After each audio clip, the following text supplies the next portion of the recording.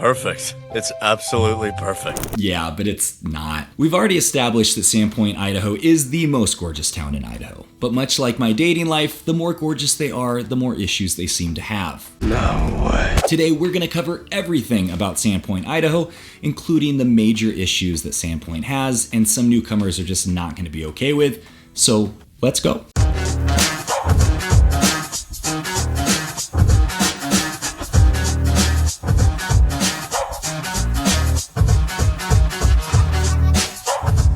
Welcome to another episode of Living Life in North Idaho, where we talk about living life in North Idaho, and all of Idaho, actually. The good, the bad, the reality. So you can actually decide if this is a place that you could see yourself living. And after being here for 32 years, I promise you, not everybody is gonna love this place. So if that's of interest to you, tap the subscribe button, hit the notification bell, so every time I come out with a new video, you're getting notified. So let's dive into housing. You know, that thing that every American wants and it's slowly slipping away from younger generations. Anyway, let's not get into that. $310,000 is the starting price, but you don't want that. That's less than 700 square feet. You're gonna go right to the $8.97 million property. You're gonna give me a call. I am looking for some new best friends. I'm taking applications. Hi, best friend. Hello, sweetheart. Just so you know too, there are no built-in butlers for that house. You're gonna have to pay for that on your own. And you need to add that to your monthly payment because that does add up, and your lending officer is gonna wanna know about that. Anyway, median home price is about $725,000, so skip buying that golden bidet just yet. You're gonna need to save a little bit of money. And there is quite a bit of development happening over by Schweitzer Mountain. Now, Schweitzer is the premier ski resort in the area. Grew up skiing there. It's probably why my knees and back hurt on the regular. But yeah, there are some really awesome developments happening, and not everything is super, super expensive. Yes, I know $310,000 for less than 700 square feet. That sounds pretty steep, but it is the premier area up here. It is the most gorgeous town for a reason. So just know when you're looking at buying a house, that's what you can expect. Next, we're talking about everybody's favorite topic, taxes. Now, Idaho does have an income tax of 5.8%. They used to have it where it was like 1.3 all the way up to 6.5. And somebody was like, let's cut it in the middle and have it be 5.8. More on that later. That has to do with our education system. Anyway, so there is an income tax. We do have a sales tax of 6%, but here's the good thing. The property tax is about 0.7%. That's if you live in the city. If you're rural, it's only 4.69%. So compare that to California. I mean, California is 1%. So you live out in the country, you're half of that. You live in the city, you're about 30% less. So go ahead, go buy that giant flamingo for your pool. You've earned it, baby. Now, the taxes really aren't too bad. I've lived in different states like Washington that has some pretty steep tax, and they're gonna get their money somehow, right? Government needs money to run for some reason, I don't know why, but that is the tax rate here in Sandpoint. And just be aware, that's an average tax rate. There is no specific set tax rate. It has to do with very complicated, bureaucratic, politician-induced formulas that I can't quite figure out. But just depending on the property you're looking at, we can look into the taxes for you if you have a good agent and they know how to look stuff up, which every agent should, but I don't know, some don't. You can then know what the tax rate is. If you're on the water, you're gonna be paying a higher tax, I promise you that. And with that said, if you are serious about getting moved to Idaho, reach out at the phone number or email address listed below. Day, nights, weekends, it does not matter. Enough of the shameless self-promotion, go ahead and get back to the video. Next, we are talking about investments. Now, a lot of people looked at Idaho and said, that's where I'm gonna start my short-term rental empire. And I know a few people who have, and they've done well, but Sandpoint got wise to this and said, you know what, we're not gonna let our downtown be taken over by short-term rentals. We're gonna put a stop to it. You shall not pass! So they implemented a permit system and only allow 32 downtown. And it's a lottery system, so it's not something that you can just apply for and get. You have to get lucky. I have a permit.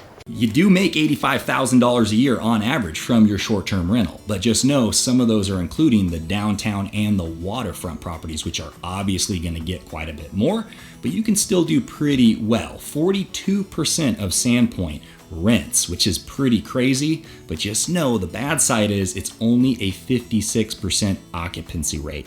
Part of that is the off season. During the off season, people are not going to be renting as much. During the winter time, when the mountain is open, you can expect to get rentals. During summer, you can expect to get renters. Now, if it's a long-term rental, you're actually more likely to have that booked out full time because there's not a lot of them. You can make a lot more with short-term rentals, but they're limited. So just know it's awesome. You can build a business, but you got to be strategic, and it is competitive. So don't just throw your money at it and think that you've just found a money-making machine. It doesn't work that way. On to talking about the community life in Sandpoint. You have less than 10,000 people that live there. So yeah, if you trip, you fall, you pee your pants a little, people are going to hear about it. You might see it on the community Facebook page. It's a small town, and having grown up in small towns, I can tell you there's a lot of pros and cons to it. I personally really love it now. Didn't love it when I was younger and making my stupid mistakes, but there's some benefit, right? You want a strong community. You want a community that's sticking together, fighting for the good things, keeping your community strong. Beautiful landscapes, strong community, incredible language, heritage. Just know it's a small community, so there's gossip, and once you have a reputation, it can be hard to break. Now, you do have a big old public beach down there, white sands. It is gorgeous. You also have a lot of biking trails, hiking trails, all kinds of activities to do, and the people there are pretty laid back. They kind of are just live and let live, be chill. There's no need to get extreme about anything. Let's just enjoy life, enjoy each other, and die alone like everybody else. I'm just kidding, that last part I made up. But yeah, people are pretty relaxed. In fact, to be honest, I really hope I get to retire there. Slowly talking my wife into it. She's not super fond of living away from Costco that far away. Just kidding, that's my thing. But she likes to be near her friends, near family and things, and there's not a lot of those up there yet. And the downtown area is very walkable. You've got some really great organic restaurants and coffee shops, so you can get your artisanal, is that how you say it? Artisanal latte and have your scarf on and look extra fancy as you're walking around. Not a problem. But yeah, again, it's a small town, so your business does not stay just your business for very long. If you like to be a private, secretive person, better to live on the outskirts of town because whatever news is out there, it's probably going to spread fairly quickly. Are we aware of what? Somebody just called to say I'm dead. And remember how I said we were going to get to the Idaho education part? Now's that time. And we should talk about this because nobody wants their kid thinking that history started with what they're learning on TikTok. That's not a good thing. The schools in Idaho have about a B+ rating. It's not terrible, but at the same time, that is public schools, and even that rating system's probably a little skewed. You don't want to rely on the public school system. You want to be supplementing with some homeschooling, some self-study, tutoring, private schooling, anything extra to give your kid a little bit of a leg up, because the public school system just creates little drones that go out looking for jobs, and they're not out there creating and using the modern day tools that can really help them build a better life. So definitely don't rely on that. You do have a satellite campus of North Idaho College, so you don't have to have your dreams be totally impractical. You can actually be taking some classes and help make those a reality. Just remember, this is not a bustling metropolis. You do not have Ivy League schools, and so if your kid does get to college age, there's a very good chance that they're going to be leaving for a while to go get that education and hopefully coming back and making Sandpoint an even better place. And of course, we have to talk about crime, and in Sandpoint's case, it's the lack thereof. In Sandpoint, it is half of the national average for assault crimes. Crime is very low in Sandpoint. It's one of the things that makes Sandpoint a really great spot to live. But just because it's low doesn't mean it doesn't exist. So still lock your doors, still, secure your vehicle, and just know you're probably going to have a neighbor that thinks it's okay to mow at 7 a.m. Just maybe remind them of the noise ordinance that exists. Unless you have no CC&Rs and HOAs, then you're up a creek. Next, we're talking about jobs and income, because somebody has to pay for those lattes, right? Now, if you've watched other videos about Sandpoint, you might have heard people say, average income $75,000 a year.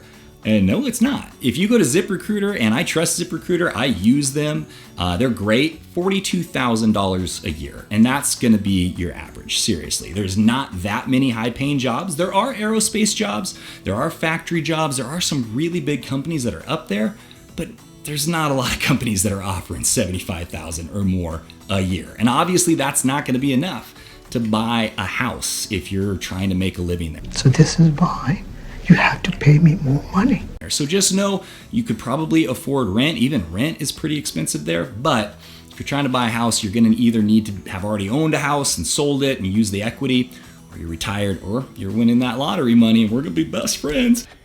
Yeah, boy. Anyway, yep, $42,000 a year. There are some decent jobs. There are some killer factories up there, things like lighthouse dressing, there's aerospace. I mean, there's actually some really impressive companies, but if you don't have the education or the experience, it can be pretty tough to get on with those jobs. So yeah, a little bit of a discrepancy there with the cost of living and what you can make. And I warned you guys, it's not pretty. That information, a lot of people will try to skew that. I want to be honest with you. It's not the easiest thing to make a living in Idaho, but it's great if you're trying to start a company. It is very, very business friendly, especially small business friendly. So just know you might have to get outside of your comfort zone. You're not necessarily going to find a great paying job, but there are still opportunities. Next, let's talk about the transportation system. Hey, Sandpoint has a transportation system. It's called SPOT.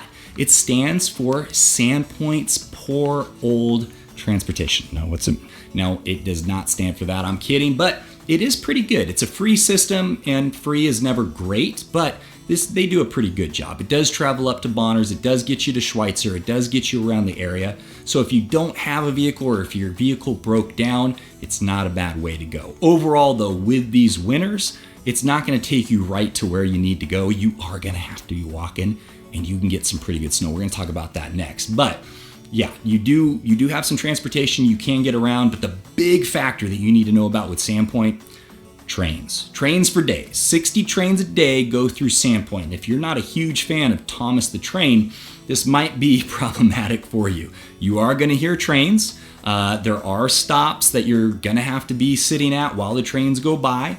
And it's not, people that live in Sandpoint tell me it's not horrible for them. Where I live, we might get 15 trains that go through, but there's also bridges and things that make it not so problematic.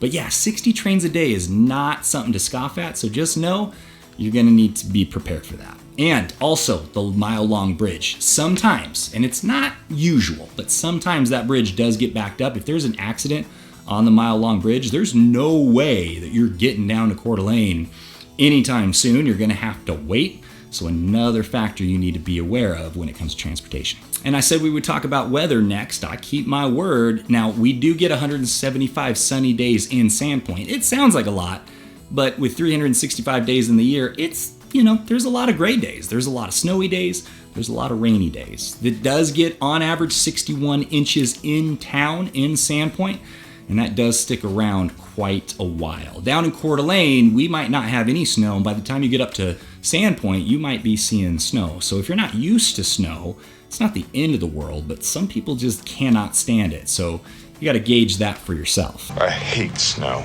The big thing I try to warn people against is seasonal affective disorder. I have a little bit of it. It requires that I take vitamin D during those seasons and also go get in a tanning bed every once in a while just to get some extra sun rays, even though it's totally artificial. It does make me look a little better though.